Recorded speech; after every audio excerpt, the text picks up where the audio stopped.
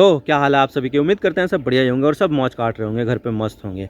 तो देखिए यूपीआई भारत का सबसे सफल डिजिटल पेमेंट सिस्टम इसको माना जाता है और इसकी जो खास वजह है, इसको जो खास बनाती है और इसकी जो सक्सेस की जो वजह है वो है इसका फ्री होना। क्योंकि देखा जाए तो जो चीज़ यहाँ पर फ्री होती है उसको ज़्यादा अडॉप्ट किया जाता है। भारत भी बहुत ज़्यादा प्राइस सेंसिटिव है, तो यहाँ पर अगर किसी चीज़ को कोई फ्री दे देगा ना तो उसको बहुत जल्दी अडॉप्ट कर लेंगे भाई लोग। तो इसी वजह से जो पेमेंट मेथड था यूपीआई वो भी बहुत ज़्यादा अडॉप्ट किया गया और उसमें जो चार चांदी लगाई गई वो लॉकडाउन और नोटबंदी ने लगा दी। और ये दोनों जो इंसिडेंट थे इन्होंने यूपीआई को बहुत तेज़ी के साथ ग्रो कर दिया और आज पूरी दुनिया में यूपीआई को एक सक्सेसफुल डिजिटल पेमेंट मेथड माना जाता है।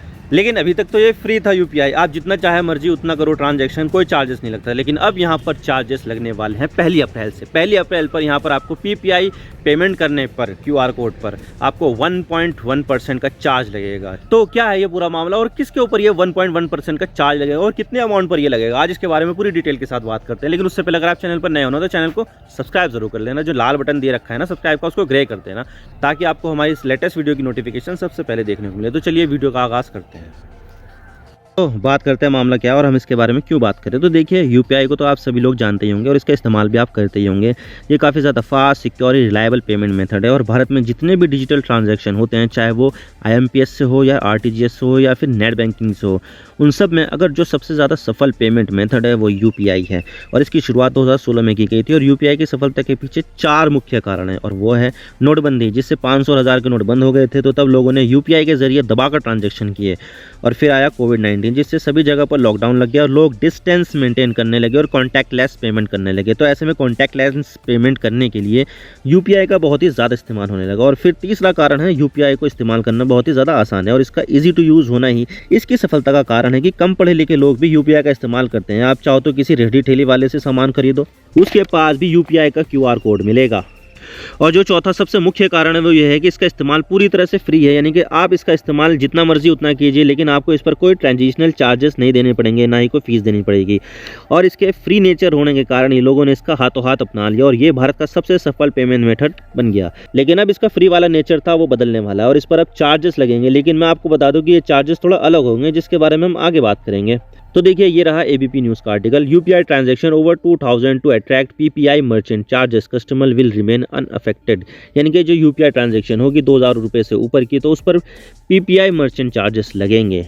और जब ये बात सामने निकल कर आई कि क्या यूपीआई पे पेमेंट पर हमें चार्जेस देना होगा, तो तब लोगों के बीच में ये बहस छिड़ गई कि ये चार्जेस किन के ऊपर लगेंगे, क्या ये कस्टमर को देने होंगे या फिर जिस मर्चेंट क्यूआर कोड पर वो पैसा ट्रांसफ़र कर रहा है उसको देने होंगे। तो इसमें काफ़ी ज़्यादा कन्फ्यूजन थी कि ये चार्जेस किसके ऊपर लगेंगे। लेकिन यहाँ पर यूपीआई को मैनेज करने वाली संस्था national payment corporation of India यानी कि एनपीसीआई ने सीधा कह दिया है कि भाई जी बिल्कुल यहाँ पर चार्जेस तो देना होगा, लेकिन यहाँ पर कस्टमर को किसी भी तरह का कोई चार्जेस नहीं देना होगा। जो भी चार्जेस देना होगा वो पीपीआई यानी कि प्रीपेड पेमेंट इंस्ट्रूमेंट पर ही देना होगा। यानी कि नॉर्मल क्यूआर कोड पर अगर आप बैंक के जरिए आप पेमेंट करोगे तो यूपीआई का इस्तेमाल करते हुए तो किसी पर भी कोई चार्जेस नहीं लगेगा। लेकिन सवाल ये आता है कि ये पीपीआई क्या होता है, प्रीपेड पेमेंट इंस्ट्रूमेंट। तो जैसे कि इसका नाम है वैसे इसका काम है, प्रीपेड पेमेंट इंस्ट्रूमेंट। यानी कि ये ऐसा इंस्ट्रूमेंट होता है जो कोई बैंक तो नहीं होता, लेकिन उसमें आप पहले से ही पैसा डाल सकते हो और उसका इस्तेमाल कर सकते हो। जैसे कि कोई वॉलेट हो गया, आपने पेटीएम वॉलेट का नाम सुना होगा, इसमें आप पहले से ही पैसे डाल सकते हो जो इसकी ऐप में रहता है और आप इसका इस्तेमाल जैसे चाहे वैसे कर सकते हो। जैसे कि बिजली का बिल जमा करने में, मोबाइल रिचार्ज करने में और किसी दुकानदार को क्यूआर कोड स्कैन करके पेमेंट करने में। ये एक तरह का प्रीपेड सिस्टम है और पेटीएम वॉलेट की तरह ही आपको अमेजन पे वॉलेट मिलेगा, फ्री चार्ज का वॉलेट मिलेगा, फ़ोनपे का वॉलेट मिलेगा और मोबीक्विक का भी वॉलेट मिलेगा। तो ये पीपीआई है। और इसी तरह से प्रीपेड कार्ड भी होते हैं जो एटीएम की तरह ही दिखते हैं, लेकिन ये किसी बैंक अकाउंट से लिंक नहीं होते हैं। इसमें भी आपको पहले पैसा डालना होता है और फिर आप इस पैसे का इस्तेमाल कर सकते हो। इसी तरह से गिफ्ट कार्ड होते हैं, पेपर वाउचर होते हैं। तो ये सब प्रीपेड पेमेंट इंस्ट्रूमेंट होते हैं जिसका इस्तेमाल करने के लिए आपको इसमें पहले पैसा डालना होता है। और ये पीपीआई सिस्टम यूपीआई के इकोसिस्टम का ही पार्ट है। यानी कि अगर आप किसी यूपीआई क्यूआर कोड को स्कैन करोगे तो आप इसमें बैंक अकाउंट से नहीं बल्कि अपने वॉलेट से भी पे करना चाहते हो तो आप ऐसा कर सकते हो वॉलेट से भी। और अगर आप इसी पीपीआई मोड से किसी मर्चेंट क्यूआर कोड पर स्कैन करके 2000 रुपये से ज़्यादा का पेमेंट करोगे तो तब 1.1% का चार्ज लगेगा। और ख़ास बात यह है कि ये जो 1.1% का जो चार्ज लगेगा वो सिर्फ और सिर्फ मर्चेंट पेमेंट पर लगेगा, ना कि कस्टमर पर।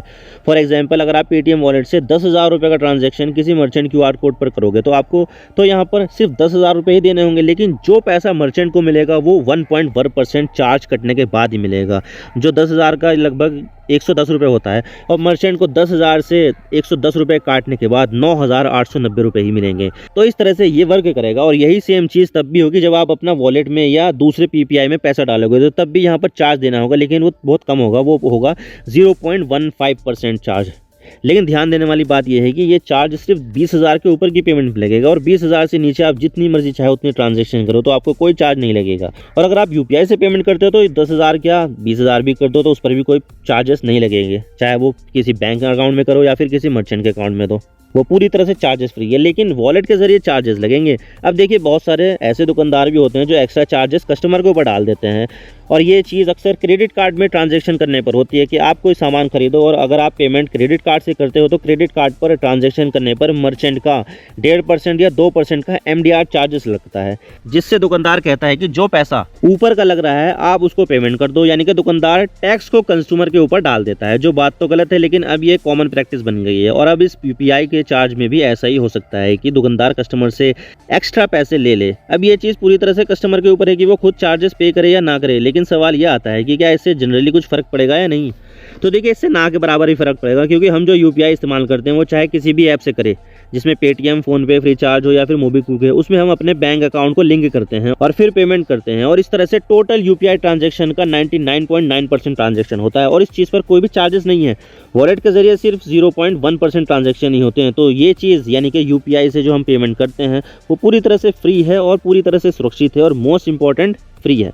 तो इस चीज़ से घबराने की कोई ज़रूरत नहीं है, आपको कोई पैसा नहीं लगने वाला। लेकिन और सरकार ने अलग अलग चीज़ों के लिए अलग अलग टैक्स रेट लगा रखे हैं। अभी हम जो बोल रहे हैं वो 1.1%, वो पूरा 1.1% एक चीज़ के लिए नहीं है, वो अलग अलग चीज़ों के लिए है। जैसे कि अगर टेलीकॉम में अगर आप पेमेंट करते हो, यानी कि किसी की दुकान में चलेगा रिचार्ज कराने के लिए, तो उस पर 0.7% चार्ज लगेगा। इसी तरह से अगर आप म्यूचुअल फंड लेते हो और उसमें वॉलेट का इस्तेमाल करते हो तो उस पर 1% लगेगा। यूटिलिटी पोस्ट ऑफिस में 0.7%, एजुकेशन में 0.7% और जो सरकारी फीस होगी उस पर 1% का MDR चार्ज लगेगा, जो मैक्सिमम 10 रुपये हो सकता है। लेकिन सवाल ये आता है कि ये सरकार ये सब कर क्यों रही है और क्यों चार्जेस लगा रही है।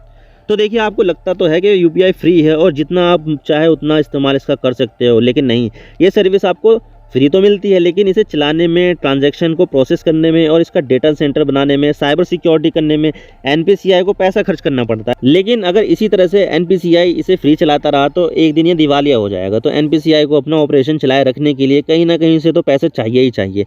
तो ऐसे में यूपीआई को चलाए रखने के लिए ही एनपीसीआई को थोड़ा रेवेन्यू भी चाहिए। तो ऐसे में अभी पीपीआई पर चार्जेस लगाया गया है जो वैसे भी काफ़ी कम होते हैं, लेकिन इससे एनपीसीआई को थोड़ा पैसा तो मिलेगा। और ऐसा नहीं है कि यूपीआई हमेशा फ्री ही रहने वाला है, बल्कि सरकार यहाँ पर आने वाले समय में नॉर्मल यूपीआई ट्रांजैक्शन पर भी चार्जेस लगा सकते हैं, लेकिन अभी उसके लिए समय आया नहीं है। अब देखते हैं वो समय कब आएगा, ये तो वक्त ही बताएगा। आई होप आपको सारी बातें समझ में आ गई होगी और सबसे इंपॉर्टेंटली इस पर कोई चार्जेस अभी नहीं है। बैंक अकाउंट से करो कितना करो, जितना मर्जी चाहे उतना करो, कोई चार्जेस नहीं है। आई होप आपको सारी बातें समझ में आ गई होगी।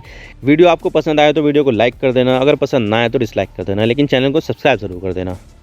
आप मेरे इंस्टाग्राम पर भी जुड़ सकते हो। आप सिंपली जाइए इंस्टाग्राम में और सर्च कीजिए I_इमरान सिद्दीकी और आप मुझे फॉलो कर सकते हैं। इसके अलावा आप मुझे ट्विटर पर भी फॉलो कर सकते हैं, यहाँ पर भी सेम ही यूज़र नेम है I_इमरान सिद्दीकी। तो दीजिए मुझे इजाज़त, मैं मिलता हूँ आपसे नेक्स्ट वीडियो में। अगर आपको वीडियो थोड़ी सी भी पसंद आए तो चैनल को ज़रूर सब्सक्राइब कीजिए। Thank you for watching. I really appreciate your precious time. God bless you all. Now signing off.